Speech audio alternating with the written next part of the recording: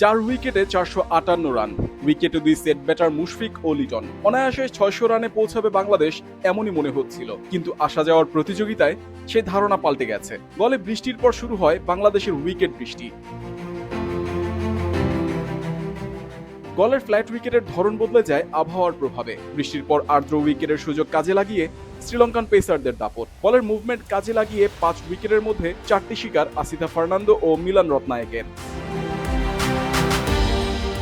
Double সেঞ্চুরির আশা জাগিয়ে বৃষ্টির পর খেই হারান মুশফিক। 350 বলে 163 রানের অসাধারণ এক ইনিংস খেলে আসিতা ফার্নান্দোর এলবিডব্লিউর ফাঁদে পড়েন। ইনিংসে ছিল 9টি চার। পঞ্চম উইকেটে মুশফিক লিটন গড়েন 149 রানের গুরুত্বপূর্ণ জুটি। সেঞ্চুরির কাছাকাছি গিয়ে থারিন্দু রত্নায়েকের শিকার হন লিটন। বল হাতে লেগে উইকেট কিপার কুশল মেন্ডিসের হাতে ধরা পড়েন। 123 বলে 11টি চার ও একটি ছক্কায় 90 রান করেছেন এই কিপার ব্যাটার। শেষ বিকেলে ব্যাটিং ধস।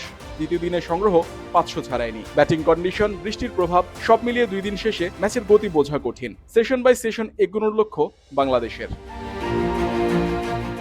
4 বোলার নিয়ে খেলছে বাংলাদেশ। নতুন বলে দ্রুত উইকেট তুলে লঙ্কানদের চাপে ফেলার বিকল্প নেই। নাহিদের গতি, হাসানের সুইং আর স্পিনে তাইজুলের অভিজ্ঞতায় ভরসা কোচিং স্টাফের। শান্তর 150 আর মুশফিকের ডাবল সেঞ্চুরি হয়নি। লিটনও সেঞ্চুরির আক্ষেপ নিয়ে ফেরেন, যেখানে বাজে শট খেলার দায়। মুশফিকের ভাগ্য খারাপ হলেও লিটন শান্তর উইকেট ছুড়ে আসাও দিন শেষে হতাশার। তৃতীয় দিনও উইকেটে খুব একটা পরিবর্তনের সম্ভাবনা নেই। শ্রীলঙ্কার শক্ত ব্যাটিং লাইন আপের বিপক্ষে কঠিন পরীক্ষা টাইগার বোলারদের। উইকেট ভাঙলে স্পিনারদের জন্য সহজ হবে। তাইজুল নাইমদের কাছে ভালো বোলিং প্রত্যাশা ম্যানেজমেন্টের। পাশাপাশি হাসান নাহিদদেরও চাপে রাখতে হবে স্বাগতিক ব্যাটারদের।